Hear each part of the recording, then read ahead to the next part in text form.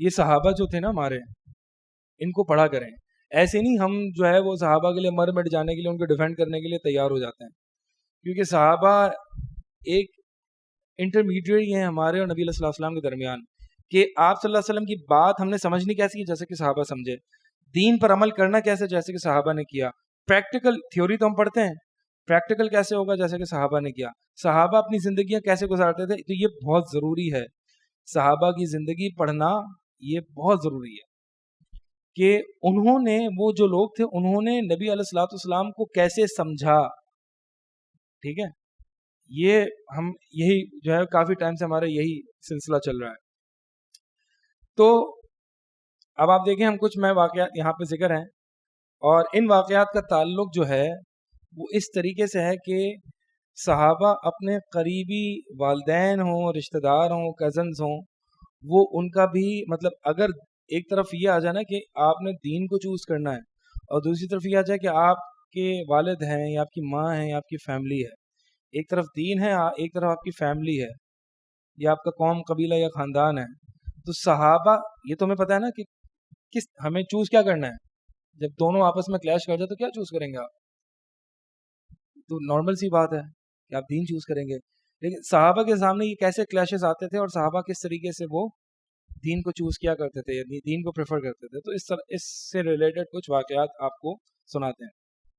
سب سے مشہور واقعہ اس کے ریلیٹڈ جو ہے وہ عبداللہ بن ابے کے بیٹے عبداللہ کا ہے رضی اللہ تعالیٰ عنہ. عبداللہ بن ابے جانتے ہیں نا، منافقین کا لیڈر تھا. تو ان کے جو بیٹے تھے نا وہ صحابی رسول تھے صلی اللہ علیہ وسلم، اور کیا کہتے ہیں، یا رسول اللہ انہو بلغنی انک ترید قتل عبداللہ بن ابی فیما بلغک عنہ فان کنت فاعلا فمرنی به. یا رسول اللہ مجھے یہ بات پہنچی ہے، مجھے خبر ملی ہے کہ آپ عبداللہ بن ابی یعنی میرے والد کو آپ قتل کرنا چاہ رہے ہیں، آپ کا ارادہ ہے. تو اگر تو آپ کا ارادہ ہے تو مجھے حکم دیجیے گا، میں قتل کروں گا، میں اپنے باپ کو قتل کروں گا، مجھے حکم دیجیے گا. کیوں؟ فانا احمل الیک رأسہ، میں اس کا سر، اپنے والد کا سر لے کے آپ کی خدمت میں حاضر ہوں گا. فواللہ لقد علمت الخزرج ما كان بها من رجل ابر بوالده مني، کیونکہ یہ اوس اور خزرج یہ قبائل مدینہ جانتے ہیں کہ ان سے زیادہ، یعنی مجھ سے زیادہ اپنے والدین کی فرما برداری کرنے والا مجھ سے زیادہ اور کوئی نہیں ہے. یعنی میں اپنے باپ سے اتنا قریب ہوں، اپنے باپ کا اتنا فرما بردار ہوں، اور مجھے یہ ڈر ہے کہ آپ میرے علاوہ کسی اور کو قتل کرنے کا حکم دیں گے، اور پھر وہ میری نظروں سے آگے گزرے گا تو اس کے لیے میرے دل میں نفرت آ جائے گی، اور پھر کچھ اونچ نیچ نہ ہو جائے اور میں اسے قتل نہ کر دوں اور پھر میں کافر نہ ہو جاؤں. آپ سمجھ رہے ہیں لاجک کہاں جا رہی ہے؟ لاجک یہ ہے، یعنی جو عبداللہ ہیں رضی اللہ تعالیٰ عنہ کہتے ہیں کہ یا رسول اللہ آپ کا ارادہ ہے منافقین کو قتل کرنے کا، میرے والد کو قتل کرنا چاہتے ہیں تو مجھے حکم دیں. کیوں؟ کیونکہ اگر کوئی اور قتل کرے گا تو میرا اپنے والد سے اٹیچمنٹ زیادہ ہے، کوئی اور قتل کرے گا تو میں نہیں چاہتا کہ ایک کافر کے بدلے میں مسلمان کو قتل کروں اور پھر سے میں گنہگار ہو جاؤں، تو لہٰذا مجھے آپ حکم دیجئے، میں ہی قتل کروں گا اپنے والد کو. یعنی مطلب کیا ہے کہ اگر آپ صلی اللہ علیہ وسلم انہیں حکم دے دیتے کہ اپنے والد کو قتل کر، تو وہ کر دیتے اور اس کا سر جو ہے وہ آپ صلی اللہ علیہ وسلم کی خدمت لے کے حاضر ہو جاتے. تو کہتے ہیں نبی صلی اللہ علیہ وسلم نے فرمایا بل نترفق به ونحسن صحبته ما بقي معنا، نہیں ہم اسے قتل نہیں کریں گے بلکہ ہم اسے اپنی صحبت میں رکھیں گے جب تک کہ یہ ہمارے ساتھ ہے. اور آپ جانتے ہیں کہ اللہ کے نبی صلی اللہ علیہ وسلم نے ان کو جہاد کی صفوں سے بھی نہیں نکالا حتیٰ کہ وہ خود بھاگے. تو یہ ایک بڑا ہی زبردست، یعنی جہاں پر آپ کی فیملی اور دین اور نبی علیہ السلام آپس میں کلیش کر جائیں. اور بھی کچھ واقعات پڑھ لیتے ہیں اور پھر ہم ذرا اپنی زندگی میں سوچتے ہیں کہ ہم کیا کر سکتے ہیں اور ہماری زندگی میں کیا ایشوز آتے ہیں جب ہمیں اپنے والدین یا اپنی فیملی اور دین کو چوز کرنا پڑتا ہے. ایک اور واقعہ ہے حضرت ابو بکر رضی اللہ تعالی عنہ اور ان کے بیٹے عبد الرحمن کا. فرماتے ہیں کہ عبد الرحمن بن ابی بکر نے فرمایا اپنے والد سے کہ رأیتک یوم احد فسغت عنک. والد سے فرما رہے ہیں، یعنی بیٹا والد سے کہہ رہا ہے کہ ابا جی میں نے آپ کو احد کے میدان میں کئی دفعہ دیکھا اور میں نے اپنی تلوار کو نیچے کر لیا کیونکہ آپ میرے والد ہیں، موقع تھا میرے پاس قتل کر دیتا. ابو بکر کہتے ہیں لاکنی لو رأیتک ما سقط عنک، لیکن اگر میں تجھے دیکھتا نا، مجھے موقع ملتا تجھے میں چھوڑتا نہیں. کیا ایمان تھا، کیا جذبہ تھا. تو نے تو مجھے چھوڑ دیا، میں تجھے نہیں چھوڑتا. باپ کی بیٹے سے زیادہ محبت ہوتی ہے بیٹے کی باپ سے ہوتی ہے، باپ کی بیٹے سے ہوتی ہے. آپ دیکھیں، لیکن نبی علیہ الصلوۃ والسلام کی محبت سب پر غالب تھی، سب پر غالب تھی. یعنی اگر اللہ اور اس کے رسول کی محبت میں کوئی بھی آ جائے نا، اس کو کاٹ کے رکھ دیں. Practical tip how to apply this will come انشاءاللہ.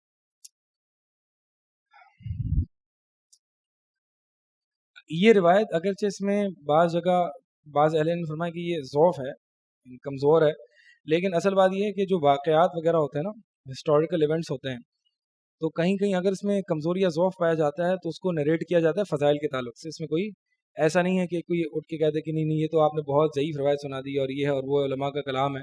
اہل علم فضائل کے باب میں اگر تو دین کے اصول کے مخالف نہیں ہے نا، اگر تو دین کے اصول کے مخالف نہیں ہے تو فضائل کے باب میں جو کم ضعیف روایات ہیں نا ان کو نریٹ کیا جا سکتا ہے. فرماتے ہیں کہ یعنی جو واقعہ ہے وہ یہ ہے کہ ابو سفیان رضی اللہ تعالیٰ عنہ جب وہ مسلمان نہیں ہوئے تھے تو ان کا جو معاہدہ ہوا تھا، صلح حدیبیہ کا جو معاہدہ ہوا تھا ان سے، تو وہ آپ صلی اللہ علیہ وسلم کی خدمت میں حاضر ہوئے تھے تاکہ اس اگریمنٹ کو اور بڑھایا جائے، کیونکہ آپ صلی اللہ علیہ وسلم فتح مکہ پر چڑھائی کرنے جا رہے تھے. تو معاہدہ یہ ہوا کہ آپ جو ہے وہ تھوڑا سا اس کو بڑھائیں. تو ہوا یہ کہ ابو سفیان جو ہے وہ اپنی بیٹی، ان کی بیٹی ہے ام حبیبہ جو کہ نبی علیہ الصلوۃ والسلام کی وائف ہیں، زوجہ ہیں رضی اللہ تعالیٰ عنہ، تو ان کے گھر پہ آئے. نبی علیہ الصلوۃ والسلام وہاں پہ تشریف فرما تھے.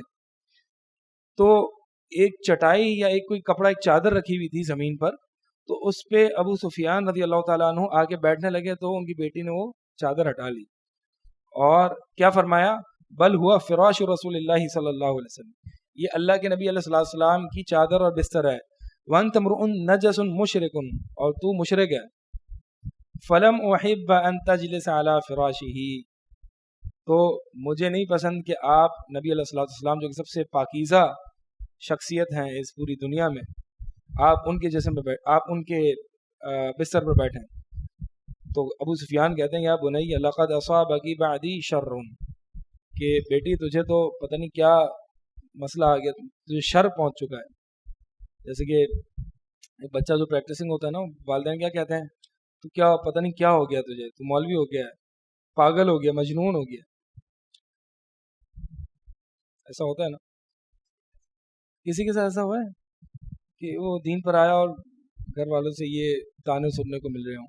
ابو حذیفہ رضی اللہ تعالیٰ عنہ، حضرت عائشہ رضی اللہ تعالیٰ عنہ سے یہ روایت ہے، فرماتے ہیں کہ نبی علیہ الصلوۃ والسلام نے غزوہ احد میں جو ہے وہ جب حکم دیا کہ یہ جو لاشیں ہیں ان کو کنویں میں پھینکی جائیں، بدر میں جو کنویں میں لاشیں پھینکی جا رہی تھی، تو نبی علیہ الصلوۃ والسلام نے جب حکم دیا کہ ان مشرکوں کی لاشوں کو جو ہے وہ قبر میں پھینکو، اس میں کنویں میں پھینکو، تو نبی علیہ الصلوۃ والسلام نے ابو حذیفہ کے چہرے کو دیکھا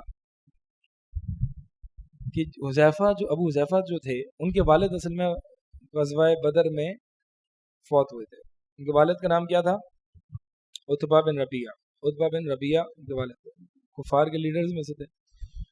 تو حذیفہ کے چہرے کو جب دیکھا نبی علیہ الصلوۃ والسلام نے، تو دیکھا کہ بڑے ڈپریشن میں ڈپریسڈ ہوئے ہیں، افسوس کر رہے ہیں.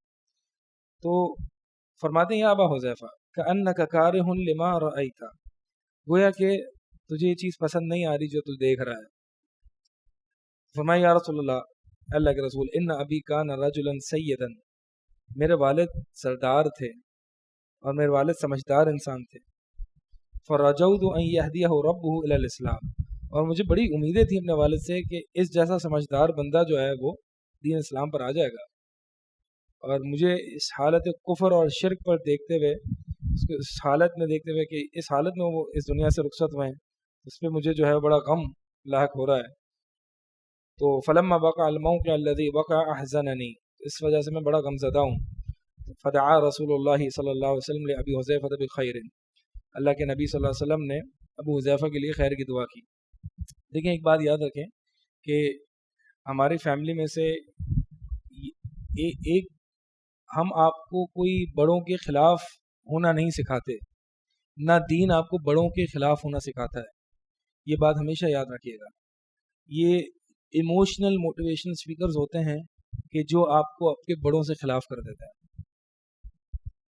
کہ نہیں اٹھ جا، آواز بلند کر، اس کو بٹھا دے، ان کو کچھ نہیں پتا، اور یہ اور وہ ہے، تو جن زی کا ہے، اور وہ پرانے لوگ ہیں اور روایتی لوگ ہیں، ان کو کچھ نہیں پتا، ٹھیک ہے۔ یہ اس طرح کے موٹیویشن اسپیکرز ہوتے ہیں جو اپنے بچوں کو اپنے والدین سے لڑوا دیتے ہیں دین کے نام پر، لیکن دین اسلام کبھی ایسا نہیں کرتا۔ دین اسلام کہتا ہے کہ حق پر ثابت قدم رہو، اور ساتھ ساتھ اگر والد مشرک بھی ہے تو اس کی اچھی کمپینینشپ اور اچھی صحبت اختیار کرو، اور ان کی اس دنیا میں ان کی فرما برداری کرو جب تک کہ وہ تمہیں شرک کا حکم نہ دیں۔ شرک کا حکم دیں تو نہ ماننا، ٹھیک ہے۔ تو بڑے پیار اور محبت بھرے انداز میں ابراہیم علیہ السلام کو دیکھیں نا، والد صاحب جو ہے وہ ان کو نکال رہے گھر سے باہر، اور ابراہیم علیہ السلام یا ابتی یا ابتی، اے میرے پیارے ابا جان، میرے پیارے، جب تک مجھے منع نہیں کیا جائے گا، میں جب تک زندہ ہوں میں آپ کے لیے استغفار کروں گا۔ کتنا اچھا انداز ہے۔ تو اصل مسئلہ میں آپ کو بتاؤں کہاں آتا ہے، بات تجربے سے بتا رہا ہوں، جو ایک ہی گھرانے میں یا ایک ہی رشتہ داروں میں جو دین کی وجہ سے جو کلیش آ جاتا ہے نا، ٹھیک ہے، وہ زیادہ تر اس کی جو بنیادی وجہ ہوتی ہے وہ آپ کا عقیدہ یہ نہیں ہوتا کہ وہ آپ کے عقیدے، یعنی جو اس طرح کے جو اپنے بچوں کو جب وہ پریکٹسنگ ہوتا ہوا دیکھتے ہیں نا، تو ان کو اصل میں آپ ان کی مینٹالٹی سمجھیں، وہ اتنے اپنے عقیدے پر پکے نہیں ہوتے کہ وہ آپ کے عقیدے کی کوئی مخالفت کرنا شروع کر دیں گے، ٹھیک ہے۔ تو اصل جو بنیادی وجہ ہوتی ہے، جتنے لڑائی جھگڑے ہو جاتے ہیں، آپ کا اچھے طریقے سے اس ایشو کو ڈیل نہ کرنا۔ آپ کی دین کی غیرت اپنی اچھی جگہ ہے، آپ کو پتا ایک شخص تھا میں اس کو جانتا تھا، وہ دین پر نیا نیا آیا، اور دین پر ماشاءاللہ بڑا جذباتی اور بڑی غیرت، ہاں نہیں ایک ہی دن میں اس نے سب چھوڑ دیا، اور موویز اور یہ سب کچھ بالکل مطلب جو ہے نا یو ٹرن مار دیا۔ تو گھر پہ کیا کیا، گھر پہ گیا دیکھا کہ میری ماں اور بہن جو ہیں وہ ٹی وی پہ موویز دیکھ رہے ہیں، گیا اور ٹی وی لیا اور توڑ دیا، نیچے گرا دیا۔ میں جب ایسے چینج ہوں تو میں یہ ڈیمانڈ کروں گا کہ سب ایسے ہی چینج ہوں۔ اب یہ جو اس طرح کے جب رویے ہوتے ہیں نا، یہ اصل پرابلمٹک ہوتے ہیں، اور یہ خاندان میں یا والد میں اور بچے میں لڑائی جھگڑے کروا دیتے ہیں۔ اگر دیکھیں وہ مسلمان ہے، یہ بات یاد رکھیں، وہ کافر نہیں ہے، جو موسٹلی ہم بیٹھے ہیں، مطلب سارا ہمارا ساتھ تو یہی ہے، والدین ہمارے مسلمان ہیں، دین اسلام کو اچھا سمجھتے ہیں، لیکن وہ کہیں نہ کہیں ان کے دل و دماغ میں یہ بات، بہت سے لوگوں کے دماغ میں یہ بات ہے کہ آج مولوی بن جاؤ گے تو یہ ہو جائے گا، علماء ایسے ہوتے ہیں، علماء ویسے ہوتے ہیں۔ تو یہ اس چیز کو لے کے بڑے ہوئے ہیں، انہوں نے 40-50 سال یہ بات سنی ہے کہ یہ جو مولوی ہوتے ہیں نا، یہ بیکار قسم کے لوگ ہوتے ہیں، دین اسلام اچھا ہے لیکن یہ جو مولوی یہ اچھے نہیں ہیں۔ تو اصل مسئلہ وہاں پر آ رہا ہے کہ اگر یہ مولوی ہو جائے گا تو پتہ نہیں کیا کہاں پھنس جائے گا، کہاں چلا جائے گا، اس کو کوئی اٹھا لے گا وغیرہ وغیرہ۔ تو اصل بات یہ ہے کہ ان چیزوں کو اپنی باتوں کے ساتھ کلیئرٹی کے ساتھ اپنے گھر میں ڈسکس کیا کریں، ٹھیک ہے۔ اگر والد صاحب غصہ کر رہے ہیں یا والدین غصہ کر رہے ہیں تو اس کو اچھے طریقے سے اخلاق کے دائرے میں رہتے ہوئے ڈیل کریں۔ کوئی بھی کسی کے ساتھ بھی نیچرل ہے، کسی کے ساتھ بھی ہوگا۔ اگر آپ کا بچہ کل جس کو آپ نے پکڑ کے چلنا سکھایا، جس کو آپ نے ہاتھ سے کھانا کھلایا، وہ کل کو آپ کو اٹھ کے کہہ دے کہ ابا جان یہ جو آپ نے جتنی پوری زندگی گزاری نا فارغ ہے، آپ فارغ ہیں، یعنی ایک بچہ جب دین پر آتا ہے، ٹھیک ہے، تو گویا کہ اپنی زبان سے نہیں لیکن اپنے حال سے ہی بتاتا ہے کہ ابا جی آپ کو زندگی گزارنا نہیں ہے، زندگی گزارنی تو ایسے ہے، عقل مند تو میں ہوں، آپ بے وقوف ہیں۔ مسئلہ تب ہوتا ہے جب یہ حال زبان سے نکل آتا ہے، یہ تو ہمارا حال تھا نا جو ہم بتا رہے ہیں، اب اس حال کو نگیٹ کرو یا اس کو طریقے سے بیلنس کرو زبان سے جو اچھے الفاظ نکال کے، جیسے کہ ابراہیم علیہ السلام نے کہا کہ میرے پاس وہ دلیل آ چکی ہے جو آپ کے پاس نہیں آئی ہے، قرآن میں ذکر ہے۔ تو بھائی یہ ہمیں بھی ایسے اس طرح کے لوگ ملے تھے جب ہم تھوڑے سے پریکٹسنگ ہوئے تھے نا، تو ہمیں اس طرح کے کچھ لوگ مل گئے تھے جو ہمیں وہ ابھی سے ہی تو وہ ہو گیا ہے، یہ ہو گیا، وہ ہو گیا ہے، بس دے مار سارے چار ختم کر، یہ کر دے وہ کر دے، کوئی نہیں سننا، یہ نہیں کرنا وہ نہیں کرنا. پر آگے آگے ایکسپیرینس اور میچیورٹی سے یہ باتیں سمجھ میں آئی کہ ہم نے کتنی فضول حرکتیں کی تھیں اپنے بڑوں سے. ہم نے جب سسٹم سے ہم نے، یعنی پہلے تو چھوٹے سسٹم سے جو ہے وہ ہم نے سٹارٹ کیا کہ جب بڑے سسٹم سے لڑنا ہے تو پہلے چھوٹے سسٹم سے تو لڑیں. یہ جو آپ کو جو ساحل ادیم صاحب سکھاتے ہیں نا بڑے سسٹم، اب بڑے سسٹم کی لڑنے کے لیے آپ کو پہلے آپ کو اپنی ماؤں سے لڑواتے ہیں. پتہ ہے آپ کو، آپ نے ان کو سنا یا نہ سنا ہو، بہرحال ہم نے ان کو کچھ سنا ہے، تو آپ کو اپنے والدین سے پہلے لڑوائیں گے اور کہے گا کہ پہلے یہ چھوٹا سسٹم ہے، اس کی تو مخالفت کر تو. یعنی بائی ڈیفالٹ مخالفت ہے، بائی ڈیفالٹ مخالفت نہیں ہے، مخالفت ہے لیکن طریقے سے ہے، ادب کے دائرے میں، اخلاق کے ساتھ ہے. تو بہرحال یہ صحابہ کا جو مطلب جب انہیں چوز کرنا پڑتا تھا نا تو وہ اس طریقے سے چوز کیا کرتے تھے، طریقہ ہوتا تھا اس کا. مار دھار کرنا اور بدتمیزی کرنا، اس سے معاملات اور خراب ہوتے ہیں. کبھی بھی کسی کو آپ بدتمیزی کر کے نہیں سمجھا سکتے. آپ مثال کے طور پر آپ کسی کو سمجھانا چاہ رہے ہیں، آپ اس کو گالیاں دے کے سمجھا سکتے ہیں، وہ سمجھے گا، اگر بات سچ بھی ہوگی تو بھی نہیں سمجھے گا. ٹھیک ہے، اس کی ایگزامپل دیکھنی ہے آپ نے. ایگزامپل دیکھیں، آپ روڈ پہ آپ نکل جائیں اور کوئی غلط ٹرن لے کے آپ کے سامنے آ گیا، ٹھیک ہے، اب آپ اس کو ایک دو گالی نکالیں گے اور بالکل غصے کی شکل سے دیکھیں گے تو اس کو پتہ ہے بالکل کلیئر کٹ اس کی غلطی ہے، وہ سامنے آ گیا، لیکن اس کے باوجود وہ آپ کو 4 گالیاں نکالے گا کہ میری غلطی نہیں تھی. اس طرح غلطی جتنی واضح ہونا آپ کے بد کرداری سے، آپ کے برے الفاظ سے، برے رویے سے، سامنے والا وہ اپنی غلطی مانے گا ہی نہیں مانے گا.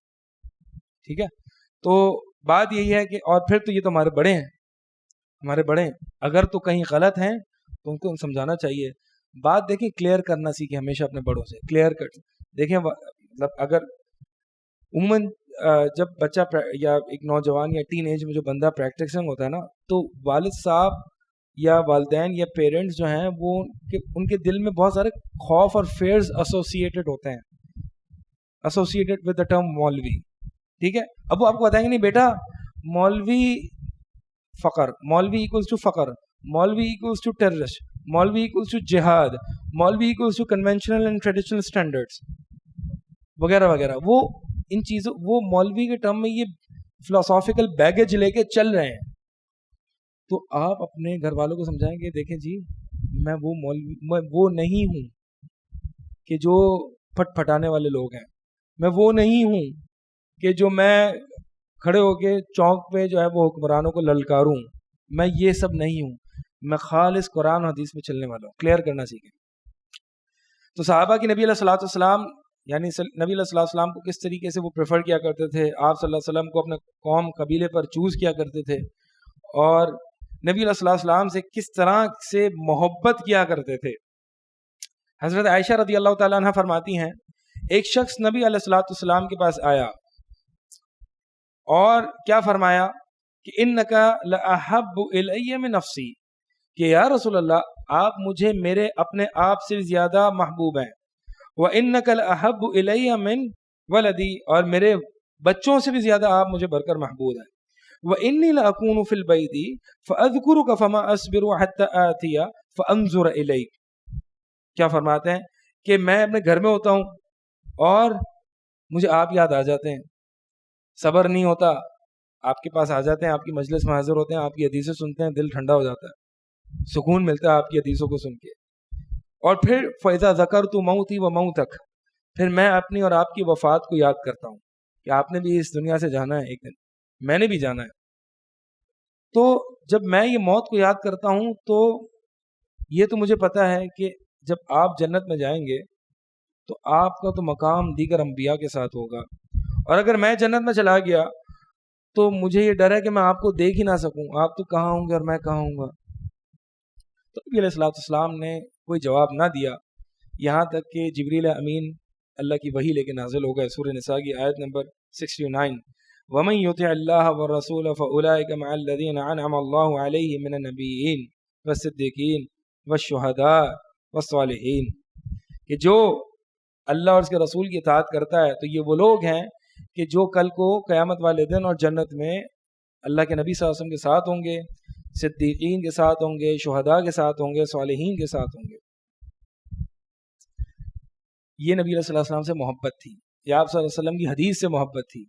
اور یہ آپ کو کبھی دیکھنا ہو نا کہ نبی علیہ الصلوۃ یعنی محبت کی ہائٹ اور لیول دیکھنا ہو، آپ کو صحابہ دیکھ لیں کہ صحابہ کس طریقے سے نبی علیہ السلام سے محبت کیا کرتے تھے۔ آج ہم کس طریقے سے نبی علیہ السلام سے محبت کر سکتے ہیں؟ آپ کے جانے کے بعد جو محبت ہے آپ صلی اللہ علیہ وسلم سے، وہ آپ کی حدیثوں سے ہے کہ حدیث آ گئی، درس حدیث ہو رہا ہے، کہیں حدیث کی کوئی کلاس ہو رہی ہے، پہنچ گئے۔ آپ میں سے اکثر طالب علم ہے اور ہر سال میں حدیث کی کوئی نہ کوئی کتاب ہے۔ یہ ڈیسائیڈ کر لیں اور یہ نیت کریں کہ حدیث کی کلاس ہے، انشاءاللہ جلدی پہنچوں گا اس حدیث کی محبت کی خاطر۔ پھر آپ دیکھیں اللہ تعالیٰ حدیث کی محبت آپ کے دلوں میں کیسے ڈالتا ہے۔ پھر آپ کے لیے دنیا کی زندگی میں کوئی سکون، کوئی آرام نہیں ہوگا مگر سوائے سماع حدیث کے۔ سماع حدیث ایک ٹھنڈک ہے، دل کی راحت ہے۔ اور یہ محدثین جو ہے نا، یہ فیل کیا کرتے تھے حدیث کی ٹھنڈک اور حدیث کی راحت کو۔ تو طریقہ کیا ہے؟ ویسے تو ہماری کلاس کے لیے آ رہے ہیں، آج حدیث کی کلاس ہے، آج جلدی پہنچوں گا میں، صرف تاکہ اللہ تعالیٰ دیکھے کہ میں حدیث سے کتنی محبت کروں اور پھر اس پر عمل بھی کریں۔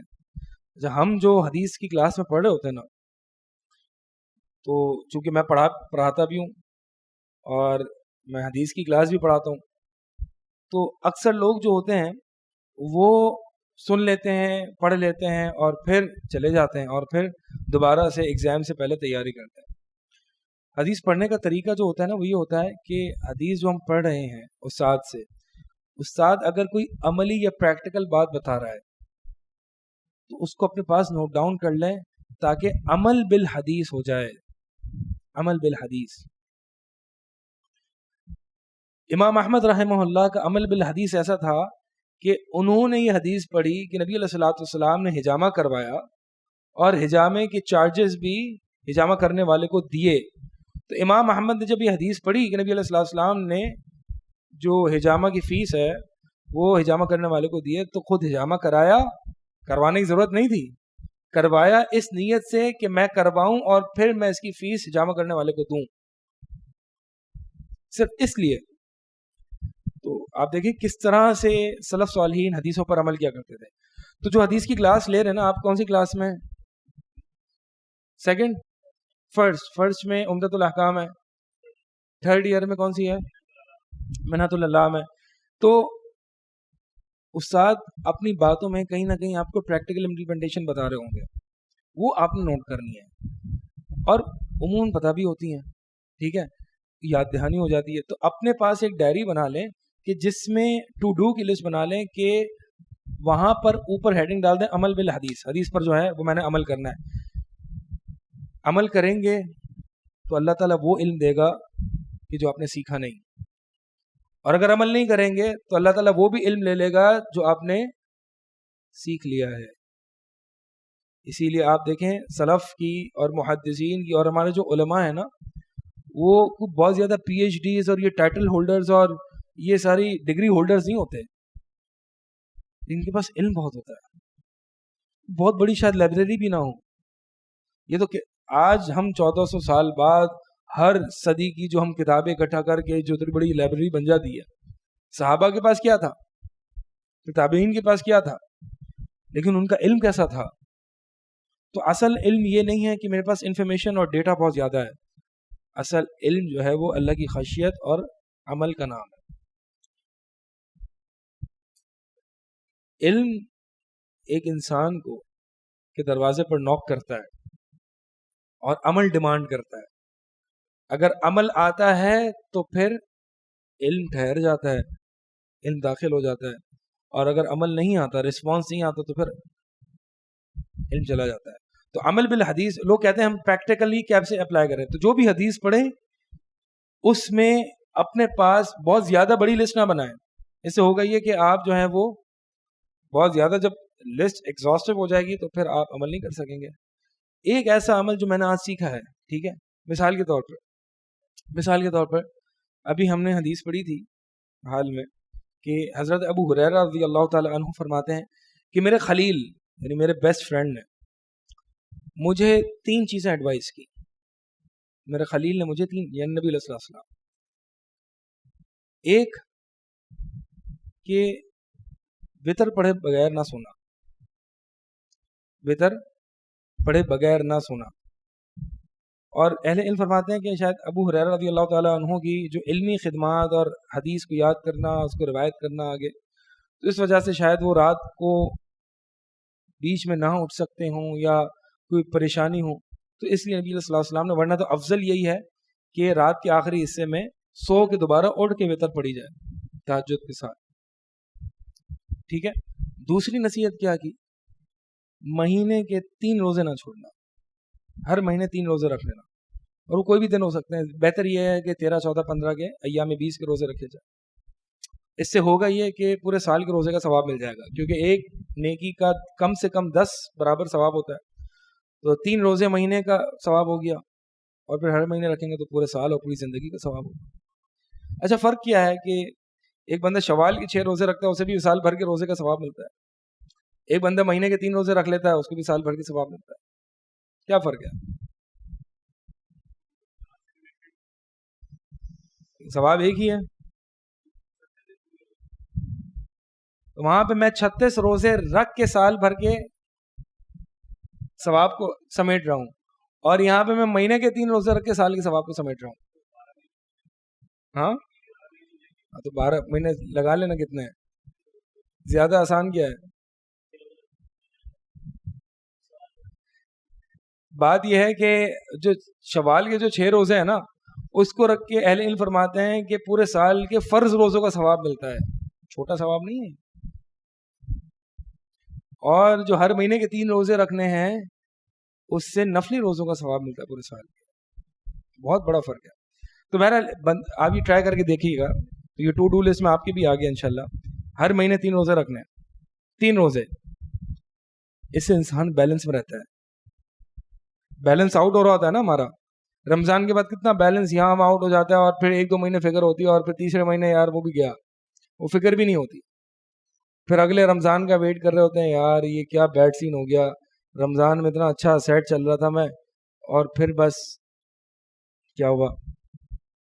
بندہ سیٹ رہتا ہے, ٹریک پہ رہتا ہے. یہ 3 نصیحتیں نبی علیہ السلام کی آپ باندھ لیں, سیٹ رہیں گے انشاءاللہ. بہت برکت آئیں گی, بہت برکت ہے. کیا, وتر پڑھیں سونے سے پہلے, 1 کم سے کم 3, 5, 7, 9, 11, جتنی پڑھنی پڑے. بہتر یہ 11 تک رک جائیں, ٹھیک ہے. دوسری کیا ہے کہ مہینے کے 3 روزے رکھیں. تیسری یہ ہے کہ چاشت یا صلاۃ الضحیٰ پڑھیں. یہ سورج کے طلوع ہونے کے 10 یا 15 12 منٹ بعد جو ہے وہ یہ وقت ہو جاتا ہے, ٹھیک ہے. چاشت کی نماز 2 رکعت, صرف 2 رکعت ہے. اشراق کہہ لیں, چاشت کہہ لیں, اوابین کہہ لیں, اور صلاۃ الضحیٰ کہہ لیں, ایک ہی نماز ہے. تو اس کا وقت جو ہے وہ سورج کے طلوع ہونے کے 10 یا 12 منٹ بعد سے لے کر, آپ کی مسجد میں بورڈ لگا ہوا ہوگا, طلوع کا ایک ٹائم دیا ہوا ہوگا, اس کے 10 منٹ بعد جو ہے وہ چاشت کا نماز کا ٹائم دیا ہوا ہوگا, اشراق کا, اور اس وقت آپ پڑھ لیں, ٹھیک ہے. تو 2 رکعت پڑھنی ہے. اور بعض حدیثوں میں آتا ہے کہ انسان کے اندر 360 جوائنٹس ہیں, جوڑ ہیں, اور ہر جوڑ پر ایک صدقہ ہے, آپ کو دینا ہے. اللہ کا شکر ادا کرنا ہے کہ آپ صبح اٹھیں, آپ کے جوائنٹ صحیح سے کام کر رہے ہیں, صحیح سلامت ہو آپ کا اس کا شکر ادا کرنا ہے. 2 رکعت آپ پڑھیں گے, سب کا شکر ادا ہو جائے گا, صدقہ ہو جائے گا. کتنی بڑی نعمت ہے, کتنی بڑی نعمت ہے. تو یہ 3 چیزیں کریں, انشاءاللہ زندگی میں بہت برکتیں آئیں گی, سیٹ رہیں گے, آپ راستے پہ رہیں گے. اور یہ تینوں چیزیں جو ہیں وہ نوافل سے تعلق ہیں. اس کا مطلب یہ ہے کہ فرض تو آپ نے کرنا ہی ہے, ٹھیک ہے. تو مقصد بتلانے کا یہ ہے کہ آپ سب ماشاءاللہ حدیث کی کلاس میں بیٹھتے ہیں, عمل بالحدیث پر توجہ دیں. یہ آپ دیکھیں گا اللہ تعالیٰ کس طریقے سے آپ کے علم میں, آپ کے عمل میں, آپ کے اللہ سے تعلق میں برکتیں ڈالتا ہے. عمل بالحدیث کا جذبہ پیدا کریں. ہم اہل حدیث ہیں اور حدیث پر عمل نہ کریں, یہ کیسے اہل حدیث ہیں؟ تو یہ صحابہ کا ایک لیول تھا نبی علیہ السلام سے محبت کا. اچھا ایک شخص آتے ہیں نبی علیہ السلام کے پاس, آپ سب سے پوچھتے ہیں کہ قیامت کب آئے گی, بڑی مشہور حدیث ہے. آپ صلی اللہ علیہ وسلم فرمائیں کہ تو نے اس کے لیے کیا تیاری کی ہے؟ فرمایا لا شیء, میں نے کچھ بھی تیار نہیں کیا, لیکن الا انی احب اللہ ورسولہ, میں اللہ اور اس کے رسول سے بڑی محبت کرتا ہوں. میرے پاس بہت زیادہ نفلی روزے نمازیں کچھ نہیں ہیں, لیکن میں اللہ اور اس کے رسول سے بہت محبت کرتا ہوں. تو نبی علیہ السلام نے فرمایا انت مع من احببت, کہ تو کل کو اسی کے ساتھ ہوگا جس سے تو محبت کیا کرتا تھا. انس بن مالک جو اس حدیث کو نریٹ کرتے ہیں وہ کہتے ہیں فما فرحنا بشیء فرحنا بقول رسول اللہ صلی اللہ علیہ وسلم, کہ فما فرحنا بشیء, ہمیں اتنی خوشی اور کسی دن نہیں ہوئی یا اور کسی چیز سے نہیں ہوئی جتنا نبی علیہ السلام کے اس حدیث مبارک کو سن کے ہوئی. تو فرماتے ہیں کہ انت من احببت, تو فرماتے ہیں کہ انا احب النبی, انس بن مالک کہتے ہیں میں نبی علیہ السلام سے محبت کرتا ہوں, ابو بکر سے کرتا ہوں, اور عمر بن خطاب رضی اللہ تعالیٰ سے کرتا ہوں, وارجو ان اکون معهم بحبی ایاہم, اور مجھے امید ہے کہ کل کو میں انہی کے ساتھ ہوں گا ان سے محبت کرنے کی وجہ سے. دل میں محبت رکھنا بھی جو ہے نا ان لوگوں کے لیے بڑی بات ہوتی ہے. ہم تو نالائق ہیں, ہم ان سے محبت کر کے اور جو ان کو برا بھلا کہے ان کو ڈیفینڈ کر کے ہم کل کو انشاءاللہ امید کر سکتے ہیں کہ کل بھی ہم بھی ان کے ساتھ ہی ہوں. تو اور ایک اور حدیث میں آتا ہے کہ وہ ابو ذر کی روایت ہے, فرمایا کہ الرجل, ابو ذر فرماتے ہیں کہ اللہ کے رسول, ایک شخص ہے اور وہ ایک کسی قوم سے محبت کرتا ہے, ولا یستطیع ان یعمل بمثلہم, اور وہ ایک قوم سے محبت کرتا ہے, ایک گروہ سے محبت کرتا ہے, لیکن وہ عمل اس جیسا نہیں ہوتا. تو اللہ کے نبی علیہ السلام نے یہی فرمایا کہ اے ابو ذر, تو اسی کے ساتھ ہوگا کل کو قیامت والے دن جس سے تو محبت کرتا ہے. بھائی یہ جو محدثین کی جماعت ہے نا, مجھے اتنی حدیثوں کی گہرائیاں نہیں پتہ, مجھے اتنی اصول حدیث نہیں آتی, لیکن یہ جو محدثین ہے نا میں ان سے بڑی محبت کرتا ہوں. امام بخاری ہیں, امام دارقطنی ہیں, سفیان ثوری ہیں, سفیان بن عیینہ ہیں, امام احمد بن حنبل ہیں, امام ابو داؤد ہیں, امام نسائی ہیں, یہ محدثین کی جماعت ہے. ہمیں محدثین جیسا علم نہیں ہے, ہمیں حدیثوں کا علم بھی نہیں ہے, لیکن ہمیں ان سے محبت بڑی ہے, ہمارا عمل ان کے مطابق نہیں ہے. تو انشاءاللہ کل ہم یہ امید کر سکتے ہیں کہ کل ہم ان کے ساتھ ہوں گے. لوگ جو آج ہر بندہ کسی نہ کسی کیٹیگری میں آ کے لوگوں کو تان کرنا شروع کر دیتے نا, ہم شعوری طور پر اور لاشعوری طور پر اس کا حصہ بن جاتے ہیں. سوشل میڈیا پہ لائک کر کے, شیئر کر کے, جی میں تو مذاق میں کر رہا تھا, میں تو ایسے ہی کر رہا تھا, تفریح کر رہا تھا, میں تو تفریح میں شیئر کر دیا میں نے, اور تفریح میں وہ جو شیئر کیا ہے وہ شیئر کرتے کرتے وہ جو جس چیز کو شیئر کیا وہ علماء کا مذاق ہو رہا تھا, مولویوں کا مذاق اڑا رہے تھے. بتائیں یہ فضیلت ملے گی ہمیں؟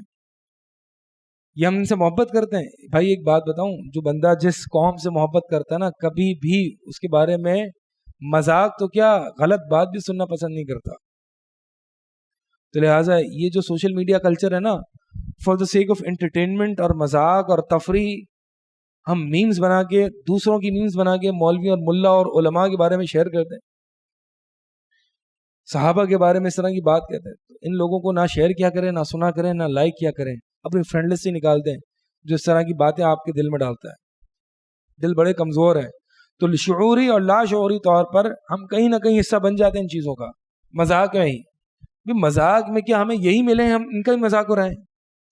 یہ اللہ کے دین کو ریپرزینٹ کرتے ہیں, یہ مسلمان کی علماء کی آئیڈینٹی ہے. یہ علماء کون ہوتے ہیں؟ کون ہوتے ہیں بھائی علماء؟ ہاں اللہ کے نبی علیہ السلام کے ورثاء اور وارث ہوتے ہیں. اور یہ ہمیں بتا رہے, دیکھیں جو بھی ہم علماء کی بات کرتے ہیں نا, علماء حق کی بات کرتے ہیں, علماء سو کی بات نہیں کر رہے ہم. تو یہ انڈرسٹوڈ سی بات ہے. تو جو بھی علماء بتاتے ہیں نا وہ اللہ اور اس کے رسول کی ترجمانی کرتے ہیں. اگر اختلاف ہو سکتا ہے, اور یہ ہمیں یہ حق دیا گیا ہے کہ ہم علماء سے اختلاف کر سکتے ہیں, لیکن اپنی سوچ اور رائے کے مطابق نہیں, بلکہ علماء ہی کی سوچ اور رائے کے مطابق. ٹھیک ہے, مثال کے طور پر کچھ ایک عالم دین ہے، اس نے کوئی ایسی بات کہہ دی اور دیگر علماء نے اس کو سپورٹ نہیں کیا، تو ٹھیک ہے آپ اختلاف رکھ سکتے ہیں، لیکن کل کو میں اٹھ جاؤں اور میں کہوں کہ آپ کو ایسے کرنا چاہیے، آپ کو ویسے کرنا چاہیے، اور ہر بندہ آج کوئی پوڈ کاسٹ کرا رہا ہے، دو جاہل بیٹھ کے پوڈ کاسٹ کرا رہے ہیں کہ علماء کو کیا کام کرنا چاہیے. یعنی یہ ایسے ہی ہے کہ مثال کے طور پر دو او لیولز کے، جس نے بھی ابھی او لیولز پاس کیا ہے، وہ دو ساتھ بیٹھ کے ایک پوڈ کاسٹ کرا رہے ہیں کہ فزکس کیسی ہونی چاہیے، فزسسٹ کیسے ہونے چاہیے، سلیبس کیا ہونا چاہیے. کیا کہیں گے آپ؟ کریکولم طے کر رہے ہیں کس چیز کا؟ یونیورسٹی کے بیچلرز یا ماسٹرز کا، او لیولز پاس کیا، ٹھیک ہے. تو بات یہی ہے کہ آج یہ جو ہم شعوری اور لاشعوری طور پر لبرلز کی زبانی بول دیتے ہیں نا کہ، اور بات میں جو ہے وہ علماء اچھے خاصے، ہم نے لوگوں کو دیکھا اچھے خاصے. تو بات یہ ہے کہ نہ ہم علماء کو کوئی خدا بنا رہے ہیں، بھلے علماء کا جتنا مقام ہے نا ورثۃ الانبیاء کا، اتنا مقام تو دے نا، کم از کم اتنا مقام تو دے. ڈفرینس آف اوپینین ہو سکتا ہے، ان سے ڈس اگریمنٹ ہو سکتی ہے، لیکن رسپیکٹ اور احترام کے دائرے میں. ایک آخری حدیث ہم پڑھ لیتے ہیں، ایک آخری روایت. عروہ بن مسعود، نبی علیہ السلام کی یعنی صحابہ کی آپ صلی اللہ علیہ وسلم سے محبت کیسی تھی، اس کا اندازہ لگائیں، دیکھیں ذرا. عروہ بن مسعود جو کہ اس وقت مسلمان نہیں ہوئے تھے، صلح حدیبیہ کے موقع پر کفار کی طرف سے بطور ریپرزینٹیٹو آئے. عروہ بن مسعود نبی علیہ السلام سے اگریمنٹ کرنا تھا، معاہدہ کرنا تھا. بہرحال جو بھی اگریمنٹ کیا، اور کچھ روایت میں آتا ہے کہ وہ بار بار نبی علیہ السلام کی داڑھی مبارک پر ہاتھ لگا رہے تھے، اور ساتھ میں جو ہے وہ صحابہ کھڑے تھے اور تلوار کی نوک اس کے ہاتھ پر رکھ رہے تھے کہ ہاتھ اپنا دور رکھ آپ صلی اللہ علیہ وسلم کی داڑھی مبارک سے، ہاتھ بھی رکھنے نہیں دے رہے تھے. تو بہرحال وہ جب مسلمانوں سے مل کے اپنی قوم میں واپس گئے، عروہ جب اپنی قوم میں واپس گئے، تو اس پورا مسلمانوں کا جو حدیبیہ کے موقع پر انہوں نے چھوٹا سا ایک منظر دیکھا نا کہ یہ لوگ اپنے نبی کے ساتھ کیسے ہیں، وہ بیان کیا. کیا کہتے ہیں؟ فواللہ، اللہ کی قسم، ما تنخم رسول اللہ نخامۃ الا وقعت فی کف رجل منہم. اللہ کی قسم یہ ایسے لوگ ہیں، یعنی تم کن لوگوں سے لڑنے جا رہے ہو؟ دیکھو تو صحیح، یہ وہ لوگ ہیں کہ نبی علیہ السلام کوئی تھونکتے نہیں تھے، کوئی بلغم نہیں نکالتے تھے، مگر وہ گرنے سے پہلے، زمین پہ گرنے سے پہلے صحابہ کے ہاتھوں میں ہوتا تھا. وَإِذَا أَمَرَهُمْ ابْتَدَرُوا أَمْرَهُ، اور جب آپ صلی اللہ علیہ وسلم کو ان کو حکم دیتے تھے تو وہ یہ کمپیٹ کرتے تھے آپس میں کہ کون آپ کے حکم کو جلدی بجا لائے گا. وَإِذَا تَوَضَّأَ كَادُوا يَقْتَتِلُونَ عَلَى وُضُوئِهِ، کہ جب آپ صلی اللہ علیہ وسلم وضو کیا کرتے تھے تو آپ کے استعمال شدہ وضو والا جو پانی جو استعمال شدہ ہے، یہ صحابہ گویا کہ قریب ہے کہ لڑ پڑیں گے اس پانی کو لینے کے لیے. وَإِذَا تَقَلَّمَ خَفَضُوا أَصْوَاتَهُمْ عِنْدَهُ، اور جب آپ صلی اللہ علیہ وسلم کوئی بات کہتے تھے تو اپنی آوازوں کو وہ پست کر دیا کرتے تھے. آپ صلی اللہ علیہ وسلم کوئی بھی بات ہوتی اپنی خاموش ہو جاتے تھے. وَمَا يُحِدُّونَ إِلَيْهِ النَّظْرَ تَعْظِيمًا لَهُ، اور اپنی آنکھوں کو اوپر اٹھا کے نہیں دیکھتے تھے آپ صلی اللہ علیہ وسلم کی طرف، آپ کی تعظیم اور عزت کی وجہ سے. اور ایک بعض روایت میں آتا ہے، صحابہ فرماتے تھے کہ نبی علیہ السلام کی جب مجلس میں ہم ہوتے تھے تو گویا کہ پرندے ہمارے سروں پر بیٹھے ہوئے ہیں، ایسی حالت ہوتی تھی ہماری. کیا مطلب ہے اس کا بتائے گا؟ غور سے سنتے ہیں تو پرندوں کا کیا تعلق ہے اس سے؟ موومنٹ نہیں ہوتا، پرندے کہاں بیٹھتے ہیں؟ جو چیز اسٹیشنری ہوتی ہے، ہلتی نہیں ہے. تو وہ اتنا اسٹیشنری ہو کہ آپ صلی اللہ علیہ وسلم کی حدیثوں کو سنتے تھے کہ پرندوں کو لگتا تھا یہ کوئی ان اینیمیٹ آبجیکٹس ہیں، کوئی یہ اسٹیشنری چیزیں ہیں. تو اتنا اسٹل ہو کے سنتے تھے آپ صلی اللہ علیہ وسلم. اور یہ محدثین اور علماء کا طریقہ رہا ہے حدیث پڑھتے پڑھاتے وقت، کہ آپ نے دیکھا ہوگا، مثال کے طور پر آپ دیکھیں ذرا، شیخ صالح عثیمی کا نام سنا ہے کسی نے؟ وہ برنامے جو بڑے بڑے پروگرامز کراتے ہیں، یعنی بڑے بڑے سے مراد ڈیوریشن ان کی بہت پورے دن کی ہوتی ہے، اور وہ اس عمر میں پورا دن بغیر کوئی بریک کے کرسی پہ بیٹھ کے جو ہے وہ درس حدیث دے رہے ہوتے ہیں. ہم سے سننا تو دور دیا بھی نہیں جاتا، اتنی دیر بولا ہی نہیں جاتا اسٹل. اور آج بھی ایسے لوگ موجود ہیں. اور ہمارے ایک استاد تھے، اللہ تعالیٰ ان کو رحم فرمائے، ان کی حفاظت فرمائے. ہم جب ان سے تفسیر پڑھ رہے تھے ایک موقع پر، قرآن کی تفسیر، تو قرآن یہاں رکھا ہوا تھا میرا، اور یہ رجسٹر میرا یہاں تھا. تو وہ جو پڑھا رہے تھے میں اس پہ نوٹس لے رہا تھا، قرآن یہاں پہ تھا. اور ہوا یہ کہ مدرسے میں ہوتا ہے نا، زمین آپ بیٹھے ہوتے ہیں، اور کوئی یہ تو اس طرح کی تو ڈیسک نہیں ہوتی ہیں اور اتنی بڑی تو نہیں ہوتی ہے، تو اس پہ ایک اتنی ڈیسک ہوتی ہے، اس پہ 2-3 بندے طلبہ بیٹھے ہوتے ہیں، اور بڑی جگہ کی تنگی ہوتی ہے. تو یہ قرآن رکھا ہوا ہے اور یہ نوٹ بک ہے، اور جگہ نہیں تھی تو میں نے یوں کر دیا، قرآن کو یوں کر دیا تاکہ میں صحیح سے لکھ سکوں. تو استاد جی نے ہماری تربیت کی اور کہا کہ یہ طریقہ صحیح نہیں ہے، تم نے قرآن کو یوں کر دیا. اب آپ سنیں گے یہ کیا ہے، ایگزیجوریشن ہے. ایگزیجوریشن نہیں ہے. سلف صالحین کے بارے میں آتا ہے کہ جب وہ کتاب پڑھتے نا، تو امام مالک کے بارے میں آتا ہے، امام مالک بیٹھے حدیث پڑھا رہے ہوتے تھے تو اپنے استاد کے سامنے یہ پیج بھی ٹرن ایسے نہیں کرتے تھے کہ آواز آئے. یہ ادب تھا حدیث کے ساتھ. اور جب امام مالک درس حدیث دینے آتے تھے تو تیار ہو کے خوشبو لگا کے کہ بھائی میں دیکھو تجھے کس کی بات بیان کرنے آ رہا ہوں. تو یہ رسپیکٹ ہوا کرتی تھی ان کے دلوں میں نبی علیہ السلام کی حدیث اور آپ صلی اللہ علیہ وسلم کے اقوال سے متعلق. تو فرمایا کہ سلف صالحین، استاد جی کہہ رہے تھے کہ سلف صالحین جو ہیں، یعنی وہ پہلے حاشیے جو لگاتے تھے نا، آپ نے پتہ نہیں شاید آپ نے قدیمی کتب خانہ کی کتب دیکھی ہو نہ دیکھی ہو، تو اس میں حاشیے جو ہے نا یہاں مارجنز اور پہ لگے ہوئے ہوتے ہیں، یعنی یہ کتاب ہے اس کی مارجنز پہ یوں حاشیے لکھے ہوتے ہیں. تو اب وہ حاشیے لکھنے کے لیے کتاب کو یوں نہیں کرتے تھے out of respect for this کتاب، بلکہ وہ خود یہاں پہ جا کے یوں لکھتے تھے. اتنا ادب تھا، اتنا ادب کتب حدیث کا. کیسے لوگ تھے نا، ہر چیز میں، چھوٹی چھوٹی چیز میں یہ باادب لوگ تھے. اسی لیے اہل علم فرماتے ہیں کہ علم سے پہلے ادب سیکھو. ادب سیکھنا بہت ضروری ہے، ورنہ لوگ آتے ہیں علم سیکھ کے چلے جاتے ہیں، ادب ہی نہیں آتا. علماء سے بات کیسے کرنی ہے، اپنے اساتذہ سے بات کیسے کرنی ہے. آج دیکھیں ذرا، جو مدارس سے پڑھے ہوئے ہوتے ہیں نا، وہ اپنے استاد کے سامنے کیسے ہوتے ہیں. کبھی دیکھا آپ نے مدارس کے طلباء اپنے استاد کے ارد گرد ہجوم کیسے قائم، وقار اور بڑی اطمینان کے ساتھ، اور چپل اٹھاتے ہیں، پاؤں دباتے ہیں، ہاتھ دباتے ہیں. یہ تو بھی ہم نے یونیورسٹی والا ماحول بنا لیا نا کہ طلباء وہاں پہ بیٹھے ہوئے ہیں. ورنہ تو جتنا، یہ پہلے بھی بتا چکا ہوں کہ فزیکل ڈسٹینس جتنا کم ہوگا نا استاد اور طلباء میں، اتنا ہی اسپرچل ڈسٹینس کم ہوگا.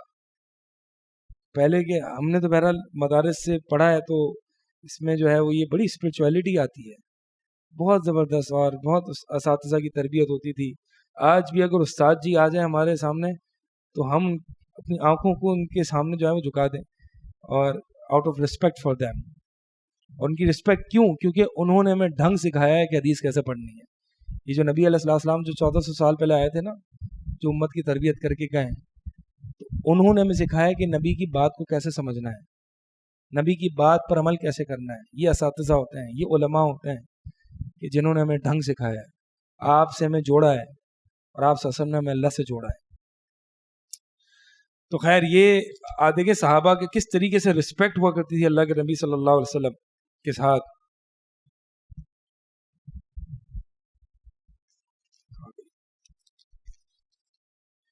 تو فرمایا فرجع عروۃ الی اصحابہ، عروہ اپنے قوم قبیلے میں واپس گئے اور کیا کہتے ہیں، اے میری قوم، واللہ لقد وفدت علی الملوک ووفدت علی قیصر وکسری والنجاشی. بھائی میں کوئی چھوٹا آدمی نہیں ہوں، تم جانتے ہو میں بڑے بڑے وفد جو ہے وہ بڑے بڑے ممالک میں لے کے جایا کرتا ہوں، کسریٰ، قیصر، نجاشی وغیرہ کی طرف میں لے کے جا چکا ہوں. فواللہ انی ان رأیت ملکا قط یعظمہ اصحابہ ما یعظم اصحاب محمد صلی اللہ علیہ وسلم. میں نے کبھی کسی بادشاہ کو اس کی رعایا اپنے بادشاہ اور اپنے لیڈر کی اتنی عزت کرے. میں نے ایسا منظر کبھی نہیں دیکھا جو میں نے اصحاب محمد کو محمد صلی اللہ علیہ وسلم کی تعظیم اور رسپیکٹ کرتے ہوئے دیکھا ہے. یہ تعظیم اور رسپیکٹ تھی نبی علیہ السلام کی.